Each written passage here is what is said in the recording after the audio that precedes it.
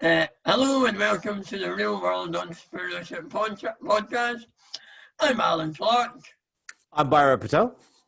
And in this episode, we hear from Emma McConalogue from Kesero about her journey from working in finance with British Airways, Shell and Hilton to her current role creating better connected communities where people trade their skills and time through cashless transactions. But before that, Barav, what has been going on in your world? Well, I'm talking to the youth of today, right? So what gets me is that, and so we were just talking about this a little bit before the podcast, right? So it's the whole cancel culture thing, right? Okay, I know it's not really what CTOs deal with on a daily basis, and actually, my CTO life this week has been all about networking, doing these kind of Zoom things. But a lot of the really random conversations I've had is around about this kind of whole cancel culture and the kids, and how look, we're old. We can't get away from that, right? So there are certain things that we are ingrained with, and the things I didn't realize, like there's unconscious bias or whatever it is that you want to call it. There's things that we're ingrained with that I didn't really realize. But then when you talk to the young kids today, there's two sets of people. There's the ones who want to burn everything down and just destroy everything. And then you got the younger ones who say, well, if you burn it down, we don't know what's left. And so that's really interesting. And that for me, that was the biggest difference that I saw in personalities or thinking. Because let's put it this way, right? When we look at people like Churchill, Gandhi, Nelson Mandela, Martin Luther King, right? You see one vision of the person. But Mandela beat his wife. Gandhi used to sleep naked with his kids. Martin Luther King was a massive, adulterer, but they still had a vision, right? And there were, Mandela before he went to, when he was being convicted in court, that speech was amazing. I mean, if you've ever read that, it's just one of the best things you've ever heard in your life, right? Gandhi had some great speeches as well. Him and Tagore, that, and then Martin Luther King, obviously we know that. So what do you do? How do you do that, right? So if you're talking about let's cancel everybody, these people are massively flawed. And then you look at the young kids of today. I know this is not the CTO aspect of life, but it's the kind of conversation that randomly I've been having, and I know it probably leads into it probably doesn't lead into Emma what you're doing, but it's weird. It's weird. It's there's one part of the world that wants to burn it down, another part of the world that wants to actually open it up. And that, who knows? So do you think in generations to come, we'll look back on Boris and Trump and go, my God, they were actually brilliant? Well, probably not. But I mean, that's the point. History is history, right? So that's the thing. Yeah. So, I mean, we look through time. I mean, we lived through so much in the last 2,000 years, right? It's not that history stops at any point in time. History is, we are living, we are evolving. We get through things. That this is what happens. What we don't do is we don't. And there was a great podcast I listened to the other day. Is that there's no point in learning from history because the history doesn't actually repeat itself. It never really repeats itself. Not in the same way, the same socioeconomic, the things that happened in the past are not like, we're not 1920, we're not Weimar Republic, Germany, right?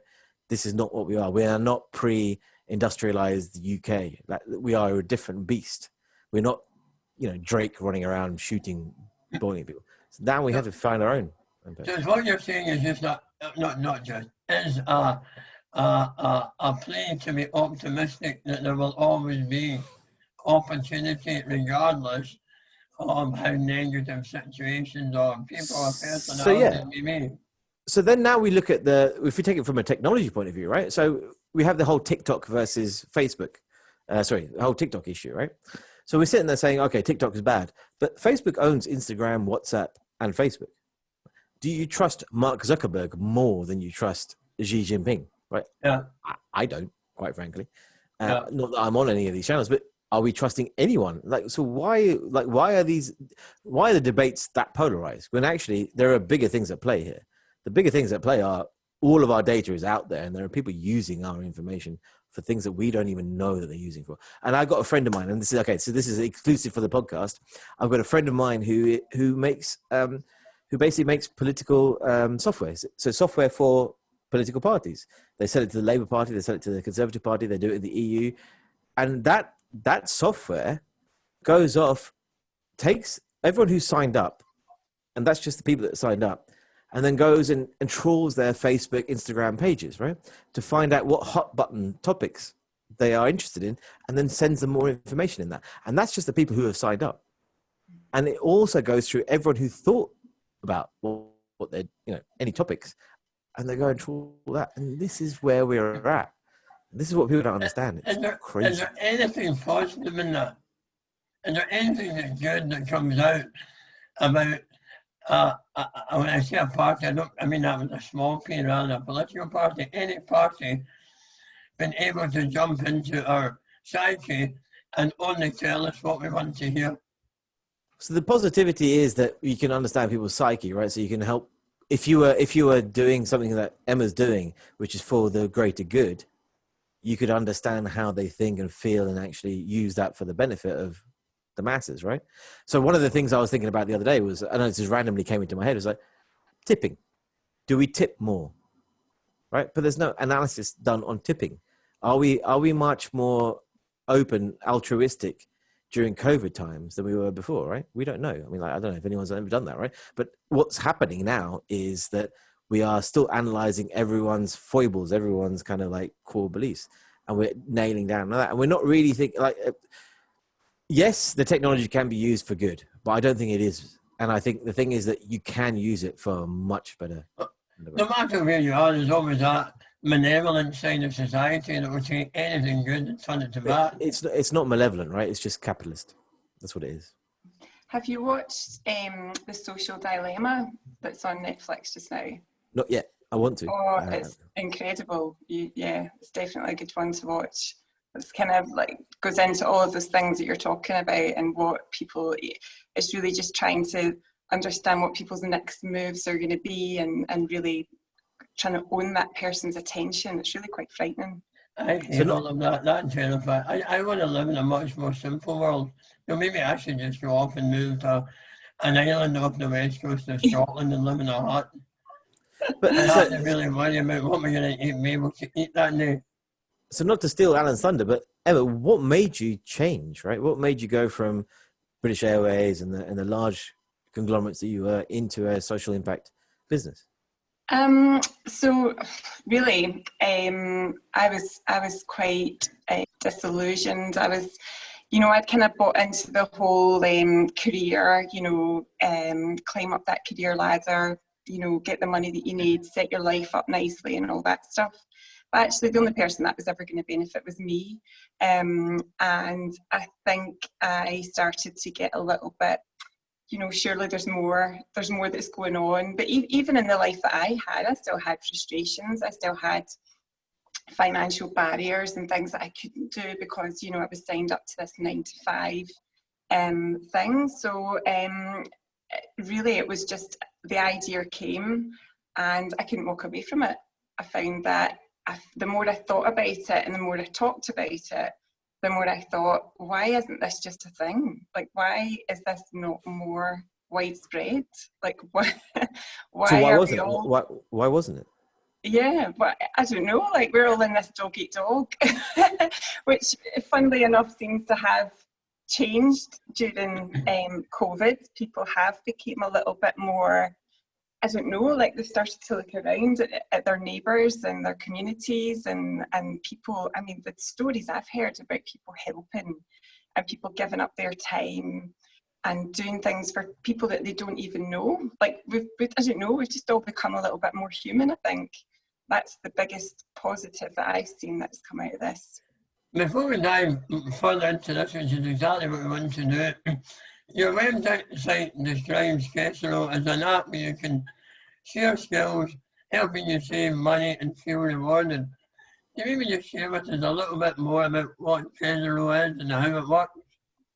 Yeah, so in its simplest form, it's just a place, an environment where you can put something in, do something for somebody, make that arrangement with someone. Spend your time doing something that you're good at, something that you find easy or fun or that you enjoy doing, and then that becomes a credit of time for you then to use for something else that you would need or would want to learn, or work that you need done in your home or something like that. So it's completely cashless. So it's a way to empower people to break down financial barriers, and also even in not financial terms, if it's just that you want to give something back, that you happen to be very skilled in something and you want to be able to help other people on their way, then it gives you that opportunity to do that. Really? So, Yeah, I was going to ask a question. So like, what gave you the spark of the idea? So obviously you saw people around you, but what was the spark? Well, I was made redundant while I was on maternity leave, and I had two young children. And the friend that I came up with this idea with, she was in the same situation. And I was made redundant and having to go back to this job that I really couldn't face going back to. So in some ways why couldn't you face going back to it? What gave you the kind of heebie-jeebies? The corporate world, the BS. I don't want to swear on here. Just that whole culture of people literally standing on each other just to be seen to be the best, or the whole bonus structure, the whole it was just all so fake and so false. And at the time when I was made redundant, I was working for Shell, and when I started working for Shell, I was 28. And I've a lot to be thankful for, the experience that I had, and I qualified my SEMA exams there. But ethically, it wasn't really sitting great with me either. So I think, just what other options are there? I wasn't setting out. I didn't set out to be an entrepreneur. I wasn't setting out to start my own business. Nothing like that. It was literally just, I don't know, the frustration of the situation and looking at the frustration of people around me. I mean, when you're on maternity leave, you see a lot of young mums. You see a lot of people that are maybe on maternity leave, and people that are, have all these skills, and then they're faced with all these flexi working battles to try and make that work with their family, or they take a salary reduction, or they let their career slide to bring up their families. It seems so difficult to achieve that balance. So all these kind of frustrations, just I don't know, a bit of a melting pot, I suppose.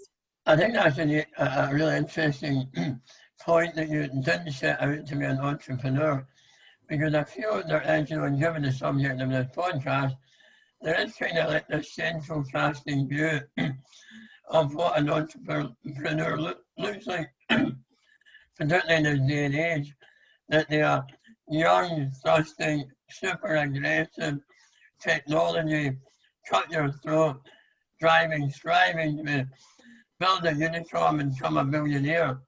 And that's so not the case. Entrepreneurs are of every size, shape, and motivation.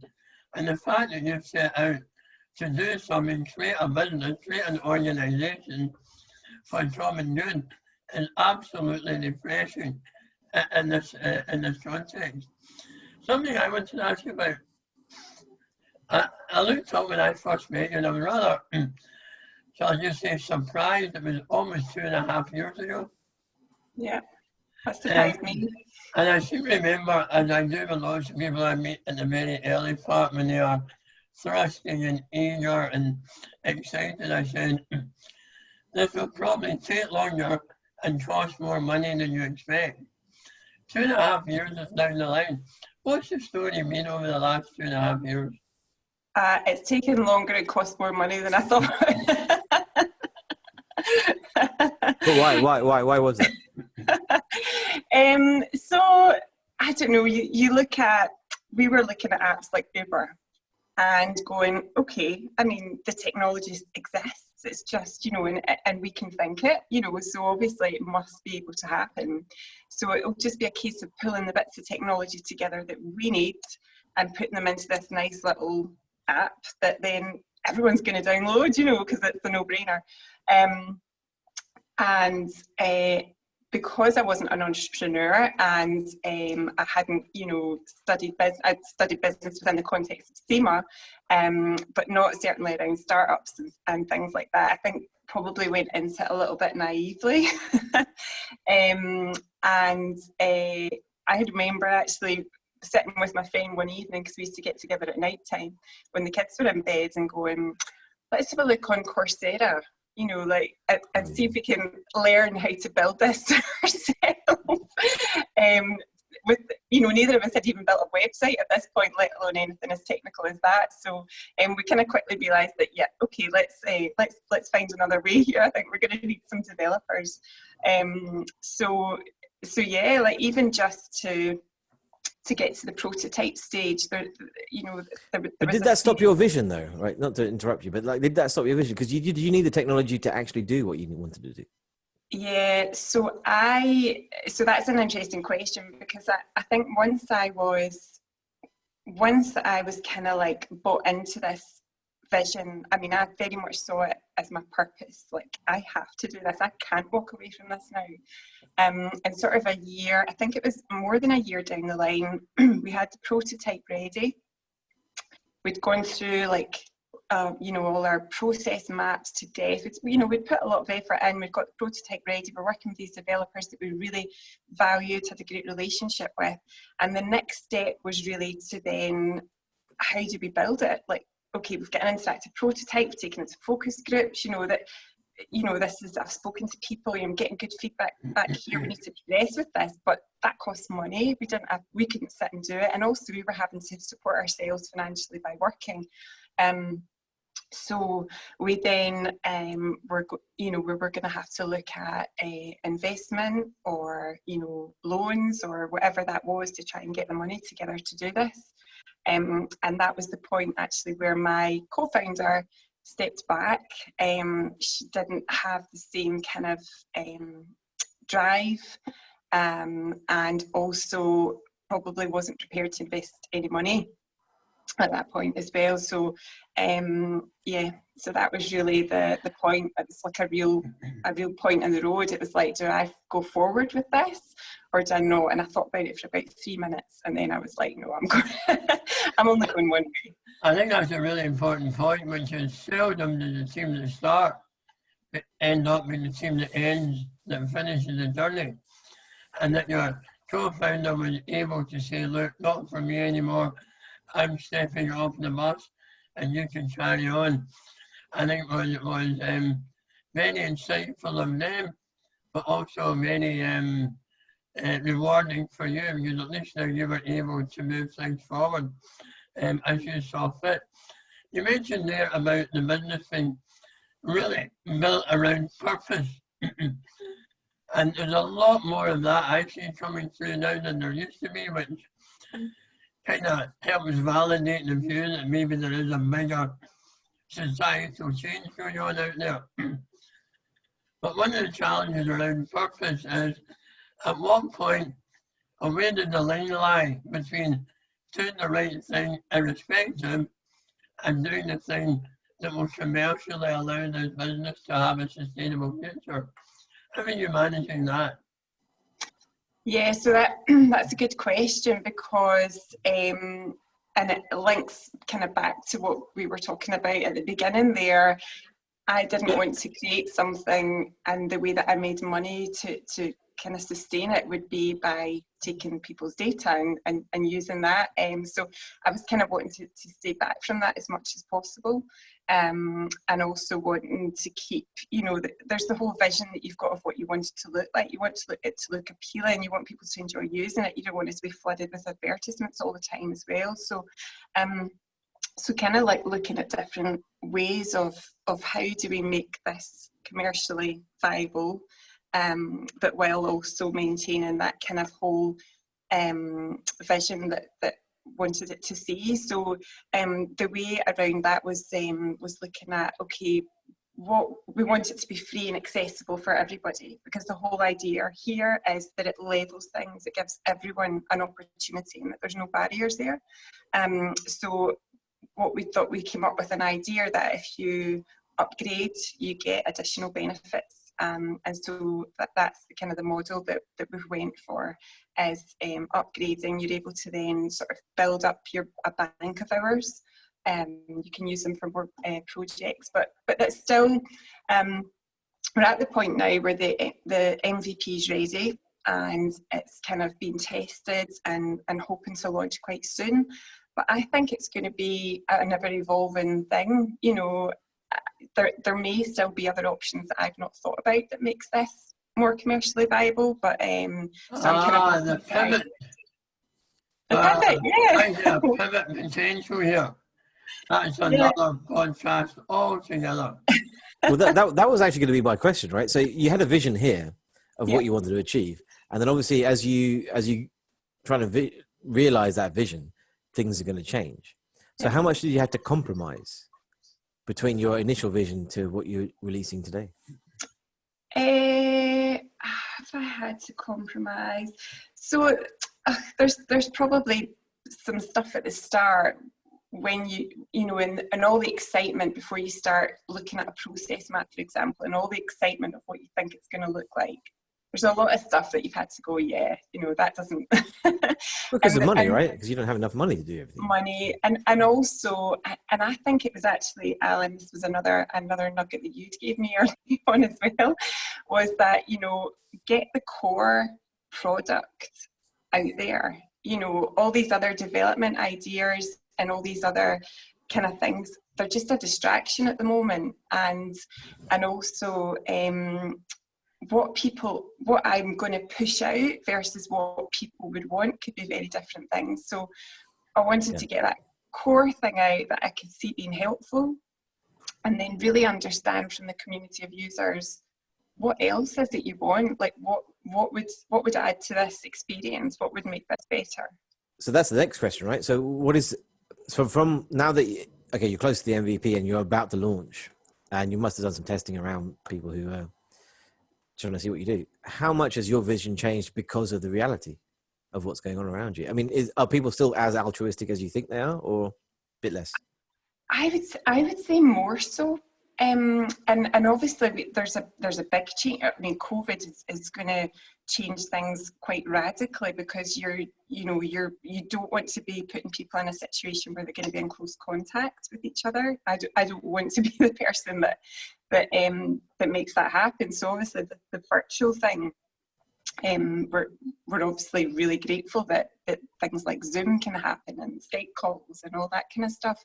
And that's actually one of the things that I have on a list of development features into the future. Like, would we want to provide within the platform an ability to do virtual kind of skill sharing, or virtual kind of project management, or where you're working together with people and how that will happen.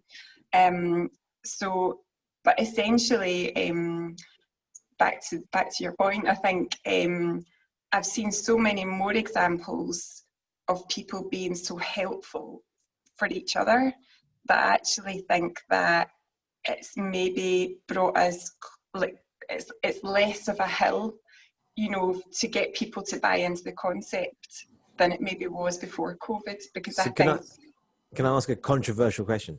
And sorry, Alan, to interrupt what you're doing. Would you have done this with your co-founder? Would I have done this with my co-founder? Would you have, the things that you've found and you've discovered along the way, was the vision the same with that person as it is today, X months forward? Yeah, I think so. Yeah, I don't think it's changed too radically.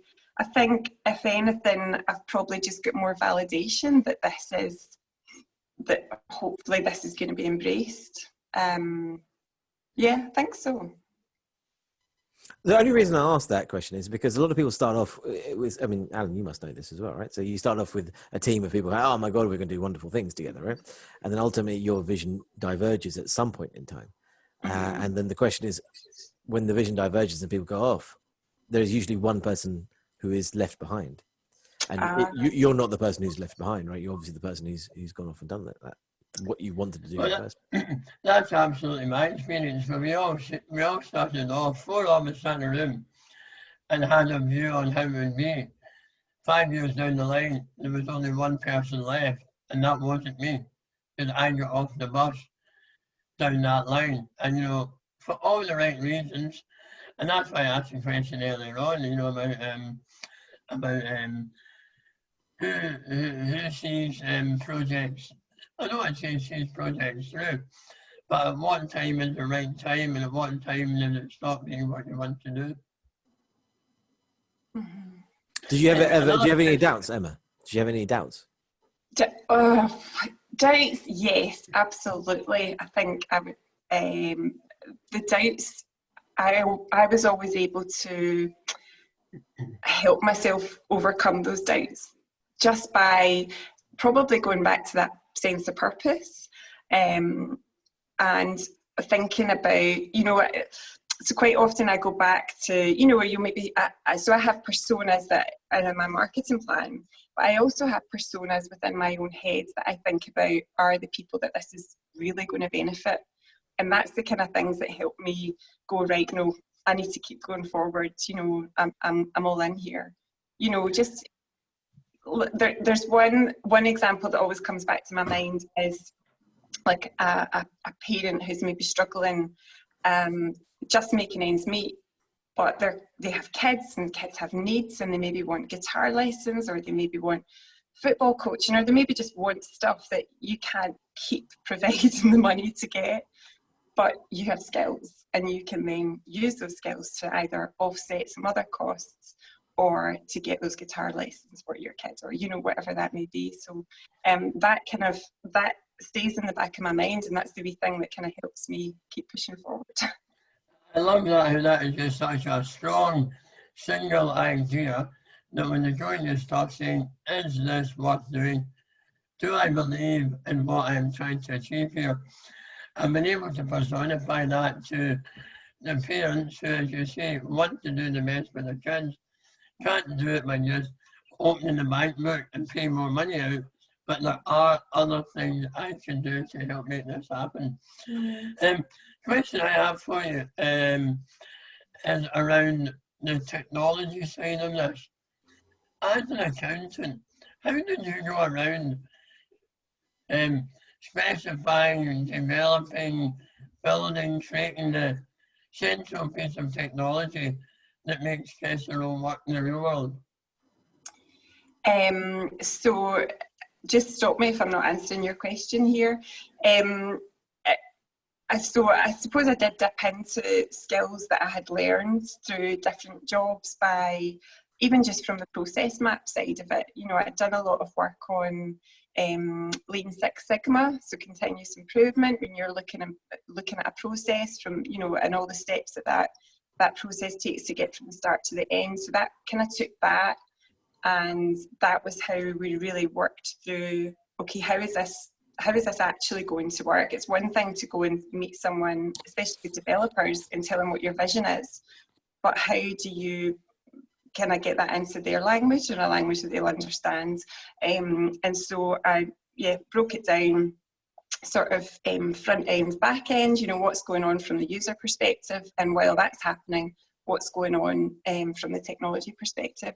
So took all that, and actually that put us on a really strong footing for going and meeting with developers to talk to them. So there was like the vision, but this is how we see it working. Are you able to work with us on this? You know, what are your ideas? And really we kind of met with 3 different developers in Glasgow one afternoon. We just went boom, boom, boom.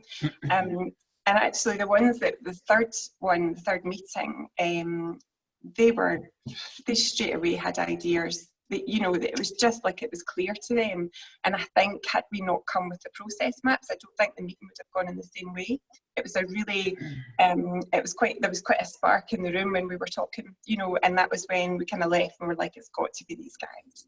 And the relationship, we set kind of an agreement up front, you know, we'll always be open and honest with each other, and it's been actually a wonderful working relationship. Meet with them every 2 weeks, sometimes every week. Yeah, it's been brilliant. I've completely gone off topic, Alan, so I don't know if I've answered your question. Not at all. Not at all. I find that really interesting. I'm interested in Barab's point of view, this and Well, yeah, I was gonna say, from my perspective, that's great to hear, right? So that's exactly what we do. So what I do with my team is to actually sit down and talk to you. And Alan's been great. Recently introduced me to one of his colleagues, and you know when you understand what it is that person's trying to achieve, and you can help them not just by saying, okay, I want to create this thing. You can say, okay, maybe you want to create this, and then we can grow into that, right? So we can grow into something bigger. But it doesn't have to necessarily follow the path, because everyone has a massive vision. Executing that vision is very difficult, and doing it in a way that is sustainable, but also, efficient and cost effective, very, very hard. Yeah. And yeah, so as long as you meet the right partners who understand where you want to go and how you want to grow, that's the best. I mean, we do that. I mean, we had recently, not to a bit of a divergent topic, but I mean, one of our clients can't necessarily pay us, but we understand the history of the business. And so we know that by us doing the work, they're able to get more clients. So for us, it's not really about the payment. It's about the fact that if you're succeeding, we're succeeding, right? And that's the way it should be. Yeah. Yeah. We had a similar situation. I mean, talking about money there, money's been a sore point. It's hard. It's usually, but then once you get to a point, you think, well, I'm so far in. But the relationship that I had with the guys when we went to move and progress into the MVP, I didn't have all the money, but they were so bought in at this point, and we had such a strong working relationship that we set up payment terms, to allow them to progress and keep working, which I don't think we could have done if we never had such a good working relationship and if they weren't bought into the vision. And they see this as a partnership going forward, because there are so many more development ideas, and obviously I'm going to need some like maintenance and things like that. So my only point to that from the IT perspective is that I'm actually living this in a different way right now, is that there's a company that we worked with for over a year and a half, and they actually came out with the thing that they said to me, they were out of contract, and I asked them for many, many months, look, with these things that we can help you with, la-di-da. No response. I mean, really no response. No emails, nothing. Okay. And then they had an issue, and we said, well, you're out of warranty. And they said, well, and it was 10 days out of warranty. And they said, well, it should be goodwill. There should be some goodwill. And I was like, well, you've never shown us any goodwill. Mm-hmm. And we've given you so much. So why, and so that was so we did it. We're doing some work. Not that, I want business to succeed, but it's that partnership. And for me, from a technology perspective, there's a lot of people that can abuse it. And it's good to see that you're not that person, that for you, it's about the business and its growth. It's not about the money. Mm-hmm. It's not necessarily about the for these guys, it's all about the cash out, right? Yeah. They know that they're going to sell. And so that's it. They want everything for free because they can cash out. And we know that. I know that. Right. Whereas for you, it's about the evolution, and it's about that. And that's, it's quite. There's also a really interesting part, Neil, which is about you did some really good work to build the right team, to build a group of people who share a vision, share values, share a view on how it should be. I'm also really interested in the fact that you couldn't write the technical spec of what you required, but you clearly did an awful lot of work using the skills you had to help define the job, the brief, as well as you could, before you actually asked them to give you any of their time. And even that level of commitment speaks volumes when you're on the receiving end of it.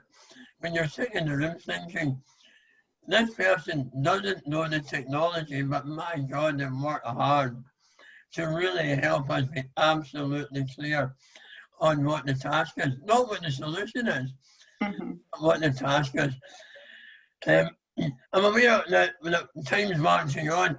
If you could share 3 things that you've learned so far in your real-world entrepreneurship journey, what would they be?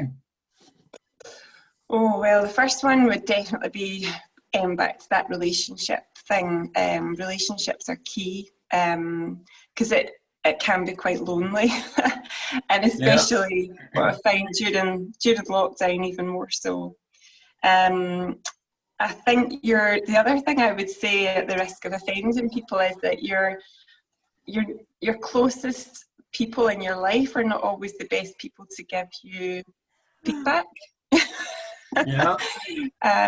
For several reasons. And the other thing that I would, and it's probably one of another piece of advice that you'd given me early on as well, Alan, is validation. I've just had so much feedback about how important it is to validate the market. And I think with something like this, where I can't just take a competitor and say, I want to create that, but with these differentiators, it's not as simple to then go out and validate your market. So it's about trying to find other ways of doing that. If Alan, I can ask one question before, because I know that we are hard on time. When you said that the people closest to you are not necessarily the best people to give you advice, did you have a lot of negativity when you started out, moving from, because obviously you worked at very large companies, Yeah, and then trying to do your own thing? Was there a lot of people like, well, you're not going to make it? Yeah, so I think a little bit of negativity, a little bit of I think people probably couldn't understand, they couldn't connect the two, but also I think the fact that the concept that people are just so, we live in a world where it's all about money. Everything is all about money. It's how the world works. It's everything. So trying to explain it to people that are just like, oh, I don't understand. And I think if I had let that affect me so much, I probably wouldn't have been able to charge on at the rate that I did. So can I ask one more question? Mm-hmm. And this is more about, so how did Alan change your perspective on things as a business coach? What did he do? What has he brought to your table? Oh, goodness, what has he brought to the table? So much. I would honestly consider Alan, he doesn't know this, but I probably would consider him to be my mentor. There's been so much that I've been able to run past Alan, because I think, I mentioned that word loneliness, and I think if you're, and as well, not having a co-founder now, you can't brainstorm it yourself. You think of an idea and you think sometimes you don't want to say it out loud or whatever, but being able to sort of run past things with Alan. But really, probably the biggest thing has just been about the importance and actually how everything is all about marketing. And it's so massive, and it's not just simply what people's perception of marketing is, it's just so much more. It's like throughout every element, everything that you do. I would say that's the biggest thing. Yeah. So that's where the biggest amount of my investment is going. You'd recommend him then? Highly, but only if I get first dibs. I don't want him not to have time for me. Emma, thank you so much for joining us today, and that's been a wonderful view of real world people doing real world things from not the normal perspective in entrepreneurship. That's all for today's episode. Please do subscribe to our YouTube channel, the Real World Entrepreneurship Podcast, and we'll be back again in a couple of weeks with a new episode. Yes, and we have a new logo and everything, so it's all amazing. All right, bye for now. Cheers.